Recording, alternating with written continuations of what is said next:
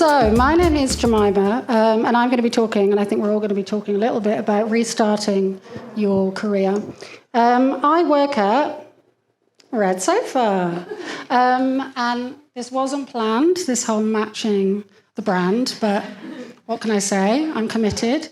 So Red Sofa is a creative recruitment agency. We're based in Berlin, and we've been here for about 10 years. Hands up if you know us. Hands up if I've stalked you on LinkedIn and maybe send you a message. Literally, I'm sorry. It's my job. So we work with agencies and companies like Anomaly, Ogilvy, also companies like Mozilla, Hotjar. And my focus is on creative. So I find copywriters, art directors, creative directors jobs.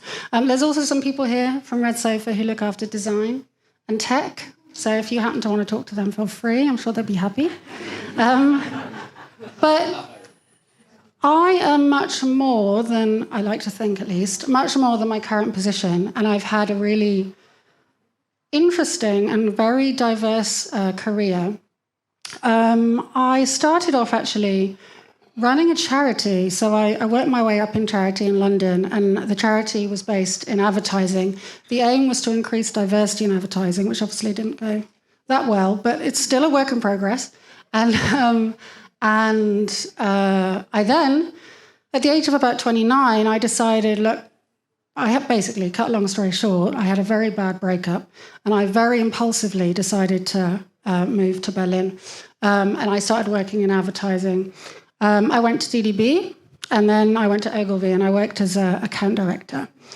And then after 5 years of that, I realized this was no longer going to work for me, and that's when I became a recruiter. So that's a quick summary of my story, but I think the three themes that pervade my career are these three: diversity, creativity, and people. And I forgot to say, but this is actually quite important, so I'm going to say it now. The charity I ran, the aim was to also identify and nurture creatively gifted young people from deprived areas of the UK. I think it is quite important to understand where I come from. But I also do a lot of other things like painting, and I'm a mum, and I'm a sister, and I'm all sorts of other things. So my agenda, I'm going to be quite quick. First off, I'm going to get quite philosophical and existential on you about restarting your career. And then I'm going to get to the point that you probably will want me to get to, which is being pragmatic and practical. And I'm going to talk about portfolio and CVs and how to make them better from the perspective of a creative recruiter. Obviously, there's other perspectives out there. So, reigniting and restarting your career suggests you've hit a rough patch. And I want you to know that you're not alone. The last year has been really hard for a lot of people. And there's a good reason. Germany is in recession, which means in the last 2 quarters, this is all, you don't really need to read this, but in the last 2 quarters, GDP has contracted. A lot of people have lost their jobs. A lot of people are struggling. I've got freelancers asking me if they can go perm. I've got literally some amazing creatives who've won Gold Can Awards telling me they'll cut their salary by half to get a perm job. It's insane. So I just want everyone to know that also a lot of people are asking me, what can I do? And I'm like, you can't do anything. This isn't personal. It's not about you. It's about the market, and it's about the context. So I kind of wanted to start off with that because I've had so many people writing me, thousands, who are really upset. And it's not you, it's the market. And fingers crossed it changes soon. I think if you're feeling like you've hit a bit of a brick wall, you need to take a break. I know that sounds super basic, but I think it's really important for mental health and for physical health. There's so much research online about how important breaks are. They're good for all sorts of reasons, but for the business owners in the room, they're also good for productivity and motivation. So I think there's literally no reason not to take a break. So this is where it gets existential. So while you're taking that break, I think it's really important to recenter and take stock of everything you've done. And here's some kind of thought starters or some points that I would consider as you go along. Firstly, get rid of the noise. I think kind of obviously, I mean social media, LinkedIn, Instagram. I think it's so easy. Everyone knows this, but it's so easy to compare yourself to other people and look at their annoying posts saying, let's go, I got a new job, and to just feel really shit about the fact you don't have one, or you're struggling to find a new one. And I think you have to remove that from your brain. And I'm going to repeat that quite a lot as we go. This book, by the way, I nearly put in about 20 quotes from this book. I thought I'll just put the book in and you can read it yourself. It's all about how the internet has changed our brains and how we all need to get off it. So, not good for the internet, but good for you, this book. I also think it's really important to think about why you're doing what you're doing. When I talk to people, I think a lot of people at a very young age had this concept of success put into their brains, and they were told, you need to do this and this and this to be successful, and then they just got along with it. But as you get older, I think you realise, maybe I'm not doing this for the right reasons. So I think it's very important to think about who you're doing it for, if it is for you, what you're doing it for, and why you're doing it. And that's a bit existential, but there we go. I think it's also really important to acknowledge and respect the changes that happen in your life. I became a mother approximately 3 years and basically nearly 4 years ago. My daughter's 14. And it became clear to me quite quickly that I wasn't going to be able to fulfill my role as an account director, and also that I didn't want to. And if I hadn't have made the change that I made to become a recruiter, I think it would have caught up with me and slapped me around the face in one way or another. And I think a lot of people are struggling. You should also think, is this really what I want to be doing? And why am I doing it? And has my life changed? And do I need to maybe sidestep into something else? Even if that means just going freelance or something like this. Linked. Understand what you're willing to sacrifice. I realised I wasn't willing to sacrifice my daughter's childhood for the purposes of account management. I just wasn't. And I just realised I couldn't do it. And I just knew it was going to be a constant battle between my client and my daughter. And I just didn't want to do it. So I just thought, fuck that. And I just moved. So this is also a quote from a famous American philosopher called Alan Watts. You can read it yourself. I always think it's awkward when people read off the screen. But I think it's just a little motivation that the time is now and you never know what's going to happen next. So, you want to change careers. This is meant to be sidestepping. That's what the dance My boyfriend was like, what's that? And I was like, a sidestepping dinosaur.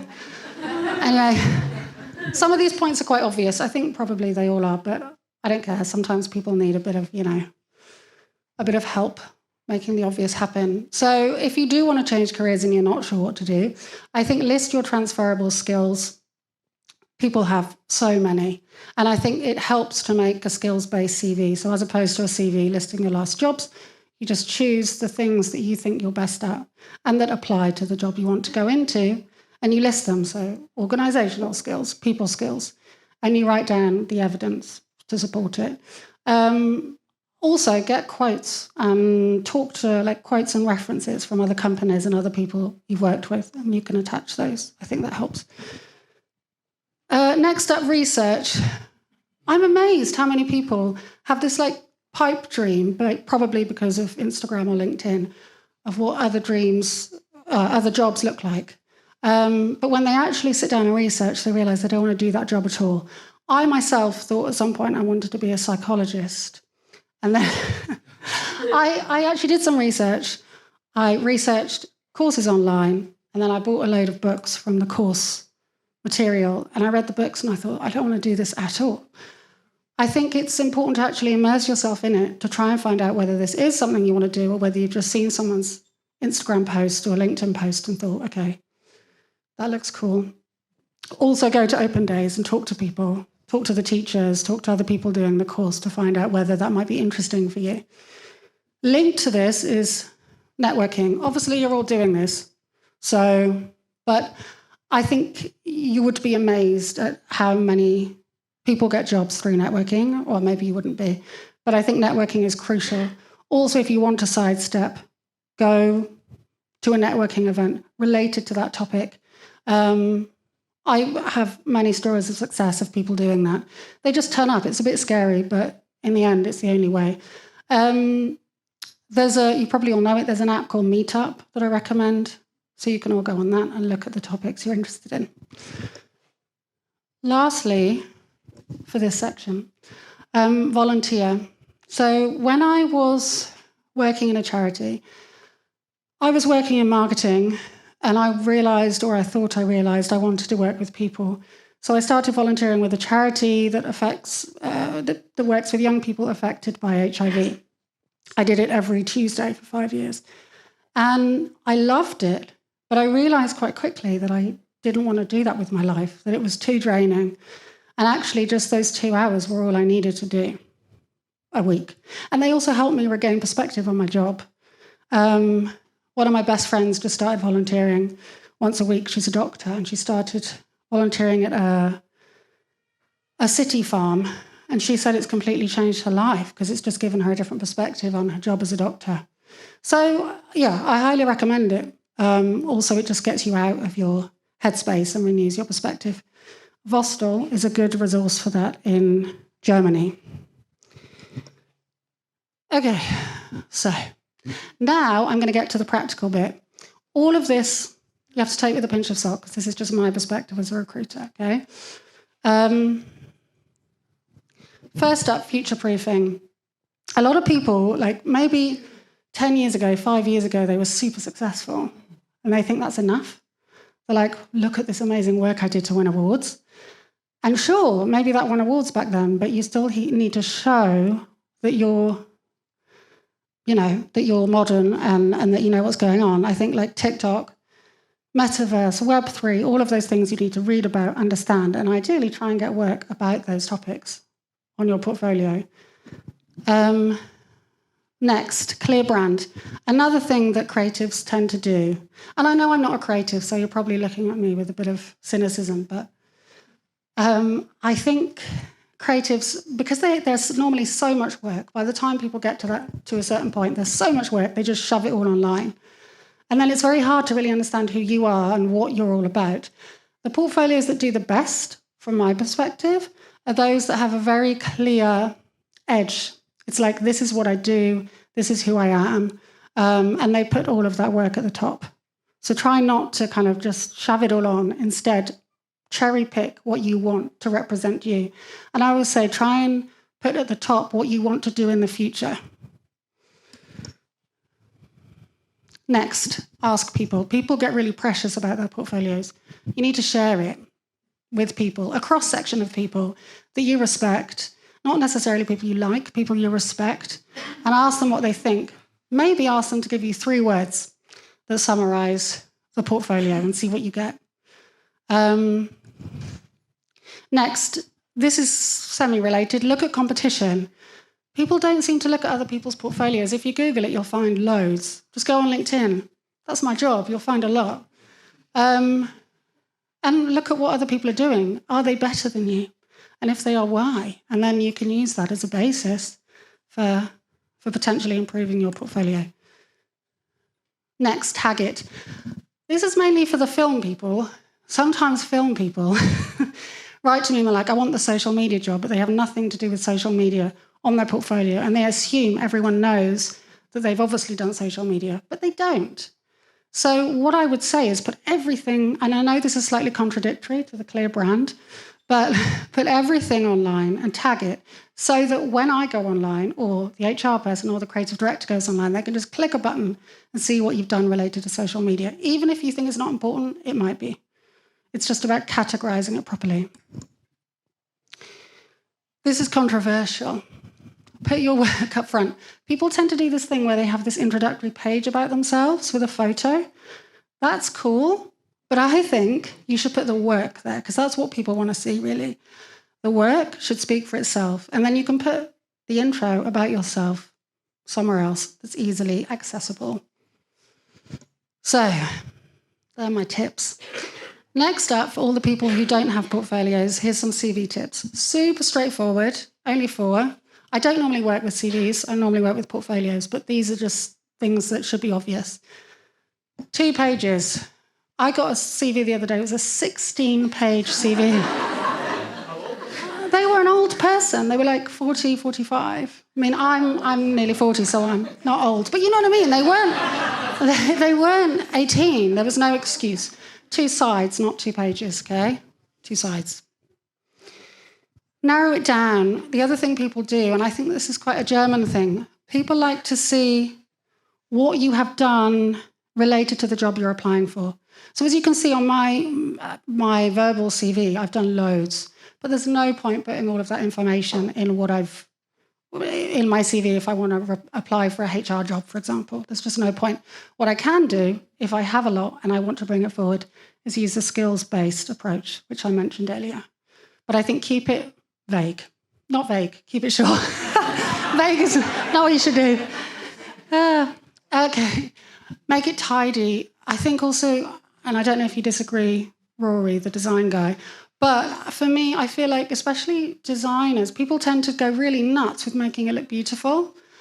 And yeah, I get it, but I think in the end, making it black and white and just to the point, tidy, easy to read, is better. I don't think you need to waste your time doing that. I'd focus on the portfolio. Clean and simple. Yeah. And then the last one, very controversial, no photos. I don't understand. In the UK, photos, I think they're illegal, in the UK. You're not allowed photos. Photos just promote bias. You don't want someone to pick you based on your photo. You want them to pick you based on your experience. So just take it out, use the space for something else. You just don't need it. And if they ask you for a photo, that's an alarm bell. You don't want to work there. So they're my 4 CV tips. Simple, but hopefully effective. And that's it.